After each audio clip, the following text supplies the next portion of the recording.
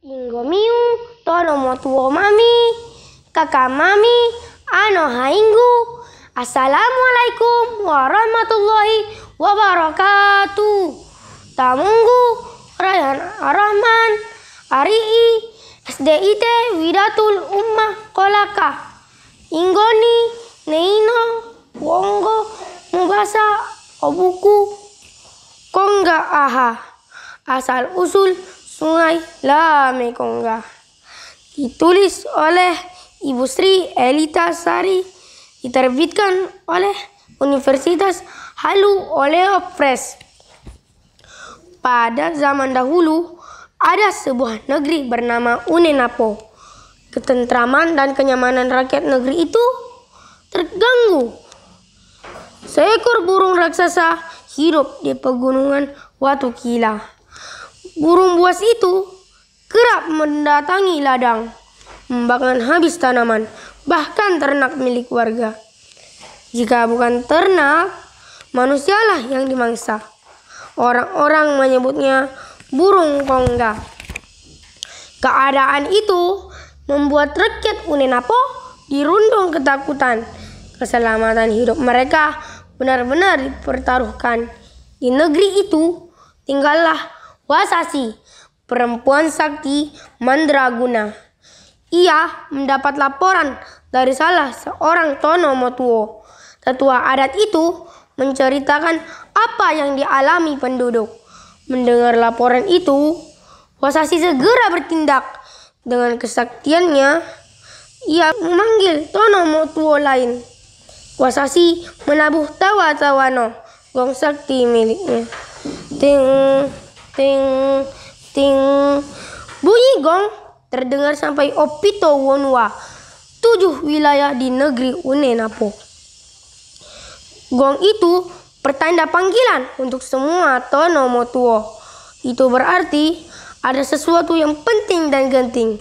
Setelah gong ditabuh, berkumpullah para Tono Motuo bersama Wasasi. Wasasi menyampaikan persoalan yang terjadi. Mereka kemudian bermusyawarah. Mereka membicarakan cara mengatasi keadaan itu.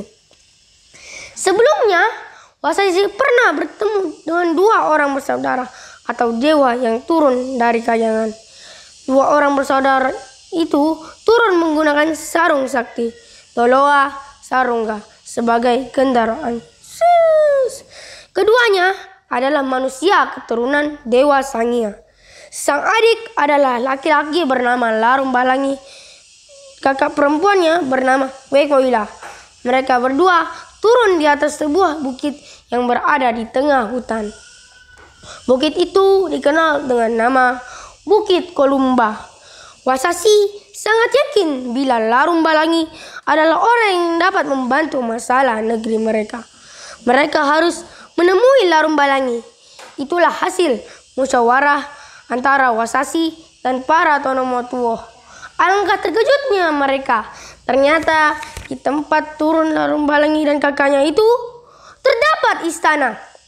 Istana bertata perak itu adalah tempat kediaman Larum Balangi dan Wekoila.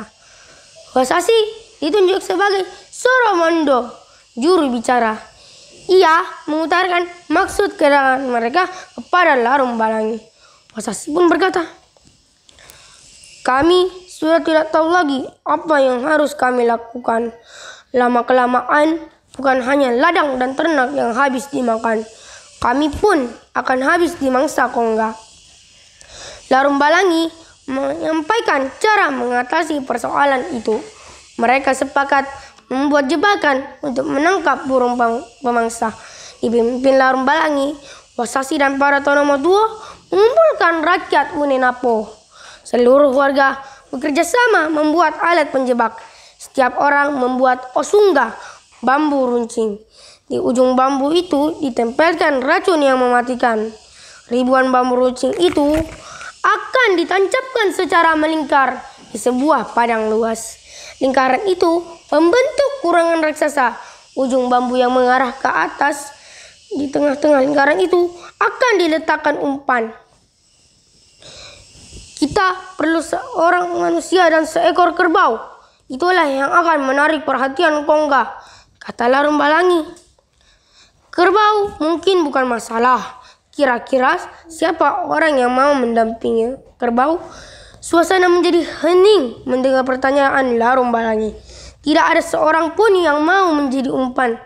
Akhirnya Larung Balangi memutuskan untuk melakukan sayembara. Orang yang bersedia menjadi umpan akan diangkat menjadi panglima perang. Ia juga akan dikukuhkan sebagai kerabat pemimpin negeri. Setelah beberapa lama, seorang anak muda datang. Ia menyampaikan kesiapan menjadi umpan. Saya, Lasiarara, saya bersedia menjadi pendamping kerbau. Semua mata tertuju kepada pemuda itu. Orang-orang terkejut sekaligus takjub. Sungguh luar biasa, ucap mereka dalam hati. Anak muda itu kemudian diberi gelar Tasahya, pendekar bercahaya, karena keberaniannya. Nah teman-teman, kita sudah mendengar cerita rakyat dari Sulawesi Tenggara. Apa pesan moral dari cerita rakyat ini? 1. Rasa cinta tanah air. 2.